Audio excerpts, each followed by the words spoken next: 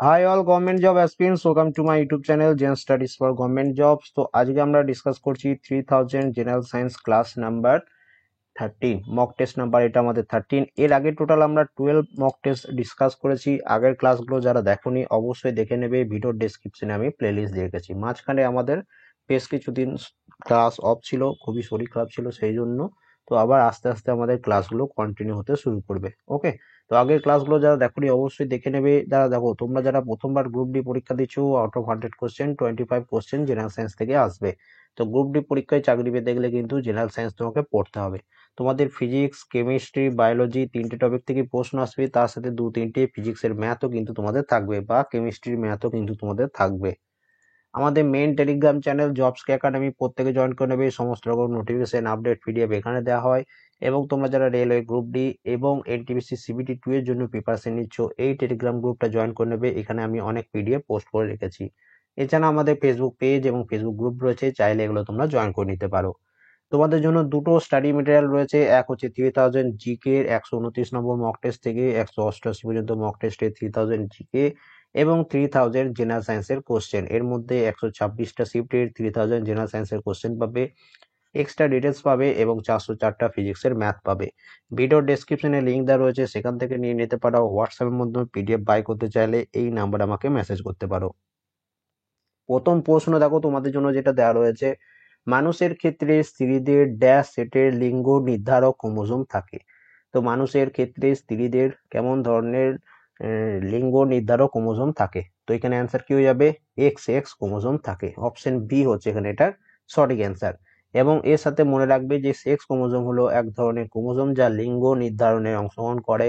মানুষ এবং অন্যান্য স্তন্যপায়ী প্রাণীদের দুটি সেক্স ক্রোমোজোম থাকে। মহিলাদের ক্ষেত্রে দুটি এক্স ক্রোমোজোম দেখতে পাচ্ছ, এবং পুরুষদের ক্ষেত্রে একটি এক্স এবং একটি ওয়াই ক্রোমোজোম থেকে থাকে। টোটাল আমাদের ক্রোমোজোম সংখ্যা হচ্ছে 46টি। তার মধ্যে 44টাকে বলা হয় অটোজোম, এবং বাকি যে দুটি থাকে সেই দুটিকে বলা হয় এক্স ক্রোমোজোম। এটার মধ্যে মহিলাদের থাকে এক্স এক্স ক্রোমোজোম এবং পুরুষদের থাকে একটা এক্স এবং একটা ওয়াই ক্রোমোজোম।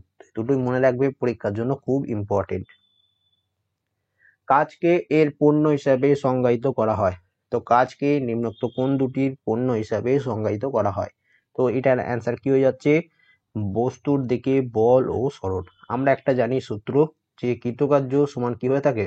বল ইন্টু সরণ। তো অপশন সি হচ্ছে এখানে আমাদের সঠিক অ্যান্সার। ড্যাশ মহাকাশে ভ্রাম্যমান এমন একটি বস্তু যেটির কেন্দ্রমণ্ডলটি বরফ জাতীয় পদার্থ দিয়ে তৈরি, এবং এটি একটি গ্যাস আর ধুলো দিয়ে নির্মিত পুচ্ছ থাকে, যা লক্ষ লক্ষ মাইল পর্যন্ত প্রসারিত। তো এখানে আমাদের কি অ্যান্সার হয়ে যাবে? এখানে আমাদের অ্যান্সার হয়ে যাবে ধূমকেতু। অপশন ডি হচ্ছে এখানে এটার সঠিক অ্যান্সার। 0.5 মোল নাইট্রোজেন গ্যাসের ভর গণনা করো অণুর মোল থেকে। এবার দেখো, এখানে মনে রাখবে, এখানে এটা অ্যান্সার হচ্ছে 14 গ্রাম। কেন হচ্ছে বুঝিয়ে দিচ্ছি। সবার প্রথম দেখো, নাইট্রোজেনের যে অ্যাটমিক মাস সেটা হচ্ছে 14 গ্রাম, এবং নাইট্রোজেন যার ফর্মুলা N2, মানে কি নাইট্রোজেন হচ্ছে দ্বিপারমাণবিক। তো সেই জন্য নাইট্রোজেন 1 মোল যখন তুমি নাইট্রোজেনের মাস বার করতে যাইবে, তখন সেটাকে 2 দিয়ে গুণ করতে হয়, সেই জন্য 14 × 2 28 গ্রাম। এবার দেখো, তোমাকে বার করতে কি বলেছে? 0.5 মোল। তাহলে ইজিলি তুমি জাস্ট সেটাকে 0.5 দিয়ে গুণ করে দেবে। তাহলে 28কে তুমি যদি 0.5 দিয়ে গুণ করো, কত আসছে? 14 গ্রাম। তো অপশন ডি হচ্ছে আমাদের এখানে সঠিক অ্যান্সার। একটি দ্রবণে 320 গ্রাম জলে 48 গ্রাম সাধারণ লবণ দ্রবীভূত রয়েছে। এটা কেমিস্ট্রির প্রশ্ন। তো ভর ভিত্তিক শতাংশ হিসাবে দ্রবণটি গাঢ়ত্ব নির্ণয় করো। তো এটা কিভাবে করব? তো সবার প্রথম এখানে অ্যান্সার হয়ে যাবে 13.04%। কিভাবে হচ্ছে? সবার প্রথম দেখো, যেটা কমন সল্ট বা লবণ যেটা, সেটা কত রয়েছে? 48 গ্রাম দ্রবণ করা হয়েছে। কত গ্রাম জলের মধ্যে? 320 গ্রাম জল জলের মধ্যে। এবার দেখো টোটাল কত, তাহলে দ্রবণ এবং জল মিলে কত হচ্ছে? সাধারণ লবণ এবং তোমার জল মিলে টোটাল যে সলিউশন হচ্ছে সেটা হচ্ছে 368 গ্রাম। দুটো তুমি যোগ করে দিলে। এবার তোমাকে এখানে শুধু ভর ভিত্তিক হিসাবে দ্রবণটির গাঢ়ত্ব বার করতে বলেছে। তো এখানে কি করবে? Mass of the solute by mass of the solution. তো মাস অফ দ্য সলিউট কোনটা? 48 গ্রাম, এবং টোটাল সলিউশন কত? 368 গ্রাম। তাহলে এবার পার্সেন্টেজ যেহেতু বার করতে বলেছে, ইন্টু 100। এবার এটাকে তুমি কাটাকাটি করলে তোমার এটা আসবে। এবার দেখো, এই ক্যালকুলেশনটা তো আমার করা ছিল বলে আমি তোমাকে অ্যান্সার করে বলে দিতে পারলাম। তোমার কাছে তো যখন পরীক্ষা দেবে তোমার কাছে কোনো ক্যালকুলেটর থাকবে না। তো এইটা যেন তুমি ঘরে ভালোভাবে প্র্যাকটিস করবে, যাতে গিয়ে তুমি পরীক্ষায় খুব তাড়াতাড়ি করতে পারো। তো এগুলো ঘরে বসে কিন্তু এখন প্র্যাকটিস করবে। সর্বাত্মক ইলেকট্রোনেগেটিভ মৌলের সর্ববহিস্থ কক্ষের পারমাণবিক বিন্যাস হলো এটা। তো এটা একটু কঠিন টাইপের প্রশ্ন, একদম প্রপার ভাবে তোমাকে 11-12 বই পড়তে হবে, তবে তুমি এই প্রশ্নগুলো অ্যান্সার করতে পারবে। তো এই ধরনের প্রশ্নগুলোকে স্কিপ করাই ভালো। তো এখানে এটা অ্যান্সার হচ্ছে NH2NP5, অপশন বি হচ্ছে এখানে এটার সঠিক অ্যান্সার। এবার দেখো ফ্লোরিন, যেটার অ্যাটমিক নাম্বার হচ্ছে 9, এটা হচ্ছে মোস্ট ইলেকট্রোনেগেটিভ এলিমেন্ট, মানে হচ্ছে সর্বোচ্চ তড়িৎ ঋণাত্মক মৌল হচ্ছে ফ্লোরিন। তো এটা মনে রাখবে। এর ইলেকট্রন কনফিগারেশন হচ্ছে 1s2 2s2 2p5। তো এটা হচ্ছে তোমার ফ্লোরিনের তোমার কনফিগারেশন। এবং এই ফ্লোরিন হচ্ছে একটা হ্যালোজেন, তো এটাও মনে রাখবে।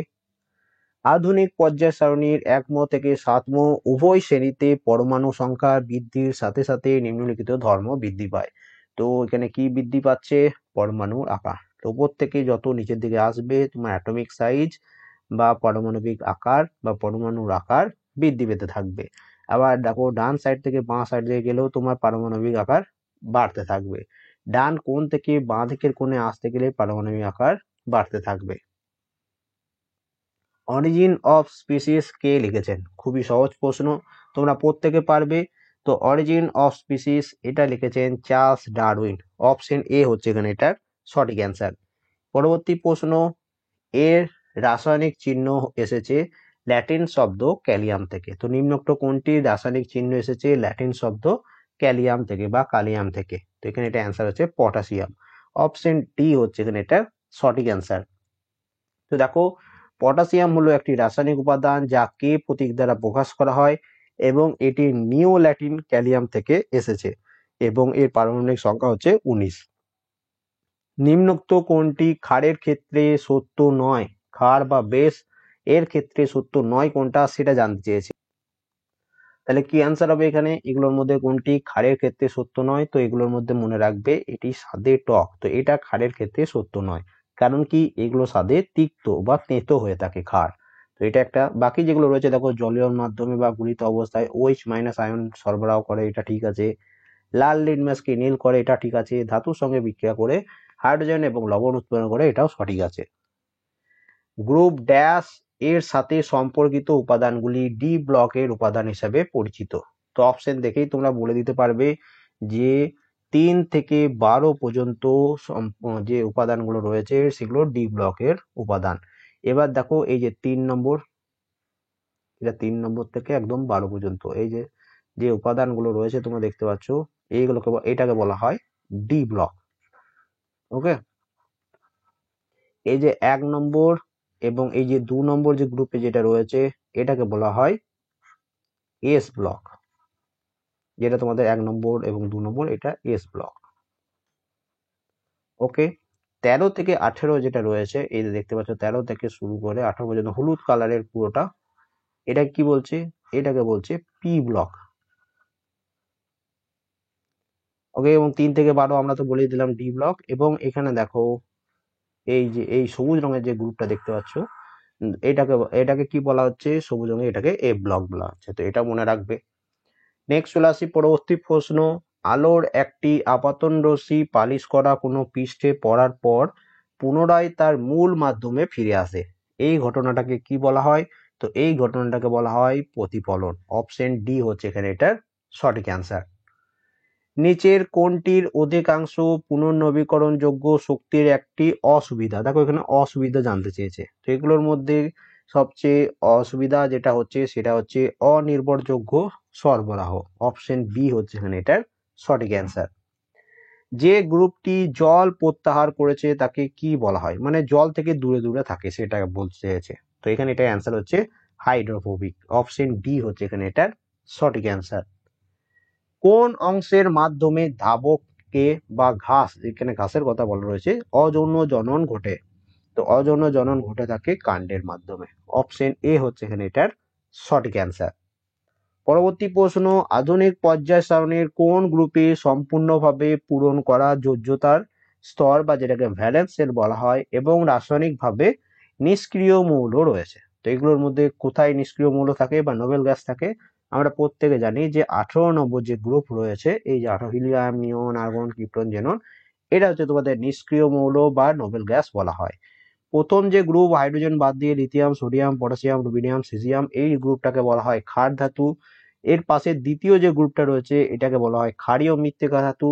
এই যে সবুজ কালারের 17 নম্বর যে গ্রুপটা রয়েছে fluorine, chlorine, bromine, iodine, ATS, এগুলোকে কি বলা হয়? এগুলোকে বলা হয় হ্যালোজেন। তো এগুলো মনে রাখবে, পরীক্ষায় ঘুরিয়ে ফিরিয়ে আসে। 17 নম্বর গ্রুপ। সেই ভৌত রাশিটির নাম বলো যার বল এবং বেগের গুণফলের সমতুল্য। তো সেটাকে কি বলা হয়? দেখো, ত্বরণ মিটার পার সেকেন্ড স্কোয়ার, ক্ষমতা হচ্ছে ওয়াট বা তুমি লিখতে পারো জুল পার সেকেন্ড, এবং শক্তি তো জুল। ওকে, তো এগুলোর মধ্যে কোনটা বল এবং বেগের গুণফল সেটা জানতে চাই। এবং শ্রম, এটা কেউ কি বলতে চাইছে আমি বুঝতে পারছি না, বা এটা যদি কার্য বলা হতো তাহলে কার্যের ইউনিট হচ্ছে জুল। এবার বলো যে বল এবং বেগের গুণফলের সমতুল্য কোনটা? তো এখানে অ্যান্সার কি হবে? এখানে আমাদের অ্যান্সার হবে ক্ষমতা। অপশন বি হচ্ছে এখানে এটার সঠিক অ্যান্সার। কিভাবে হচ্ছে একটু দেখে নাও। সবার প্রথম দেখো বল এবং বেগের গুণফল, বল ইন্টু বেগ। বল হচ্ছে নিউটন, বেগ হচ্ছে মিটার পার সেকেন্ড। এবার দেখো এটা সমান জুল পার সেকেন্ড। কিভাবে চলে আসছে? Newton into metre per second. তো এই নিউটন মিটার, 1 নিউটন মিটার সমান হয়ে থাকে 1 জুল। তো এই নিউটন মিটারের পরিবর্তে আমি শুধু জুলটাকে ব্যবহার করলাম, তাহলে জুল পার সেকেন্ড। এখানে আমরা দেখতে পাচ্ছি জুল পার সেকেন্ড কার ইউনিট? ক্ষমতার ইউনিট। তাহলে আমাদের অ্যান্সার কি হবে? অপশন বি, ক্ষমতার ইউনিট। ক্ষমতা সমান ওয়াট সমান জুল পার সেকেন্ড তুমি লিখতে পারো। এবং জুল পার সেকেন্ড কিভাবে হয় এটা তোমাদের জেনে রাখা দরকার। ক্ষমতা পি দিয়ে আমরা ডিনোট করছি। ওকে, পাওয়ার বা ক্ষমতা সমান আমরা কি জানি? কৃতকার্য মানে work done by time. Work done বা কৃতকার্যের ইউনিট হচ্ছে জুল এবং টাইমের হচ্ছে সেকেন্ড। তাহলে জুল পার সেকেন্ড। কেমন এসছে তোমরা বুঝতে পারলে? নেক্সট চলে আসি, গর্ভপত্রের স্ফীত নিম্নাংশকে বলা হয় ড্যাশ। তো গর্ভপত্রের স্ফীত নিম্নাংশকে বলা হয় ডিম্বাশয়। অপশন সি হচ্ছে এখানে এটার সঠিক অ্যান্সার। ডিম্বাশয় হলো ফুলের নিচের স্ফীত অংশ যাতে স্ত্রী গ্যামেট থাকে। গর্ভপত্রের নিচের স্ফীত অংশকে ডিম্বাশয় বলা হয়। গর্ভপত্রগুলি ফুলের কেন্দ্রীয় স্ত্রী প্রজনন অঙ্গ গঠন করে। প্রতিটি গর্ভপত্রের ডিম্বাশয় নামক একটি তলদেশীয় স্ফীত কাঠামো থাকে এবং এটির উপরে একটি গর্ভদণ্ড এবং গর্ভমুণ্ড থাকে। ডিম্বাশয়ের ডিম্বক এবং ডিম্বাণু থাকে। একটি সাধারণ ফুলের 4টি প্রধান অংশ: বৃতি, দলমণ্ডল, পুংস্তবক, স্ত্রীস্তবক এবং পাপড়ি, যা সাধারণত উজ্জ্বল রঙিন হয়ে সমৃদ্ধভাবে এটাকে দলমণ্ডল নামে পরিচিত। একটি দ্রবণে পিএইচ স্কেলের কি পরিবর্তন ঘটবে যদি হাইড্রোজেন আয়নের গাঢ়ত্ব বাড়ে? তো দেখো, যদি হাইড্রোজেন আয়নের গাঢ়ত্ব বাড়ে তখন পিএইচ ভ্যালু কমে যায়। আবার যখন হাইড্রোজেন আয়নের গাঢ়ত্ব কমে তখন পিএইচ ভ্যালু বেড়ে যায়। তো দুটো পরীক্ষায় ঘুরিয়ে ফিরিয়ে আসতে পারে, তো দুটোই তোমাকে মনে রাখতে হবে। একটি ফুলের কমপক্ষে একটি করে বৃতি, সরি এখানে একটু স্পেলিং মিস্টেক আছে, তো এটা বৃতি, দলমণ্ডল, পুংস্তবক এবং স্ত্রীস্তবক সহ 4 বা তার বেশি পত্র মূলাবর্ত থাকে, তাকে কি বলা হয়? তো সেটাকে বলা হয় একটি সম্পূর্ণ ফুল। অপশন ডি হচ্ছে এখানে এটার সঠিক অ্যান্সার। নিচের কোনটি উদ্ভিদের কাণ্ড এবং শিকড়ের শীর্ষে পাওয়া যায়? তো এগুলোর মধ্যে মনে রাখবে অগ্রস্থ ভাজক কলা, এটি উদ্ভিদের কাণ্ড এবং শিকড়ের শীর্ষে পাওয়া যায়। এবার দেখো অগ্রস্থ ভাজক কলা একটু ডিটেলসে পড়ে নিই। উদ্ভিদের কাণ্ড, মূল ও শাখা ও প্রশাখার অগ্রভাগে অর্থাৎ বর্ধিষ্ণু শীর্ষে যে ভাজক কলা থাকে তাকে অগ্রস্থ ভাজক কলা বলে। উচ্চ শ্রেণীর উদ্ভিদের অগ্রস্থ ভাজক কলা একটি কোষগুচ্ছ নিয়ে গঠিত এবং এই কোষগুলি ক্রমাগত বিভাজিত হয়ে উদ্ভিদ দেহের দৈর্ঘ্যের বৃদ্ধি ঘটিয়ে থাকে। নিম্ন প্রদত্তগুলির মধ্যে কোনটি নন পোলার সমযোজী বন্ধন প্রদর্শন করে? তো এগুলোর মধ্যে মনে রাখবে ক্লোরিন অণু, এটি নন পোলার সমযোজী বন্ধন প্রদর্শন করে। এবার তোমাকে এখানে জানতে হবে যে নন পোলার সমযোজী বন্ধন কাকে বলছে। তো নন পোলার সমযোজী বন্ধন বা কোভ্যালেন্ট বন্ড বলা হয়। এটা কাকে বলা হচ্ছে? Type of chemical bond. তো এমন একটি কেমিক্যাল বন্ড বা বন্ধন যেটা ফর্মড হয় যখন electron are share equally between two atom. যখন দুটি অ্যাটমের মধ্যে ইলেকট্রন সমানভাবে ভাগ করে দেওয়া হয় তখন যেটা গঠিত হয় সেটা হচ্ছে নন পোলার তোমার কোভ্যালেন্ট বন্ড। এবং এর এক্সাম্পল হচ্ছে helium, neon, argon, benzene, hydrogen, nitrogen, oxygen, chlorine, carbon dioxide, methane, etc. 25 degree Celsius তাপমাত্রায় একটি খালি পাত্রে সমভরের ইথেন আর হাইড্রোজেন মেশানো হয়েছে। মূল চাপের সাথে কি অনুপাতে হাইড্রোজেন চাপ বৃদ্ধি করবে? তো এটা একটা কঠিন টাইপের প্রশ্ন। এটা অ্যান্সার হচ্ছে 15:16। কিভাবে হচ্ছে? সবার প্রথম দেখো, ইথেন এবং হাইড্রোজেনের ইকুয়াল মাস রয়েছে, তো মাস তুমি এক্স ধরে নিলে। এবার দেখো মোলার মাস অফ ইথেন, তো এবার তোমার ইথেনে তুমি যদি ফর্মুলা না জানো C2H6, তাহলে তুমি এটা করতে পারবে না। তো কার্বনের অ্যাটমিক মাস হচ্ছে 12, যেহেতু C2 আছে সেই জন্য 2 দিয়ে গুণ করলে 24, এবং হাইড্রোজেন হচ্ছে 1, যেহেতু H6 আছে তুমি 6 দিয়ে গুণ করলে 6, টোটাল কত হচ্ছে 30। 24 আর 6 30, সেটা এখানে লেখা হয়েছে। তাহলে এর মধ্যে কত মোল রয়েছে? x/30 এর মধ্যে মোল রয়েছে। সেম হাইড্রোজেন এখানে তুমি যেটা H2 ধরবে, তুমি H2, ওকে। তো 1 × 2 মানে হচ্ছে 2 ধরা হয়েছে, এবং মোল হচ্ছে তাহলে কত? x/2। এবার তোমাকে এখানে দেখো মোল ফ্র্যাকশনাল অফ হাইড্রোজেনের যে মোলের ফ্র্যাকশন সেটা কত হয়েছে? তাহলে x/2 মানে হাইড্রোজেন বাই টোটাল যেটা রয়েছে, কিছুক্ষণ আগে যেহেতু আমি করলাম।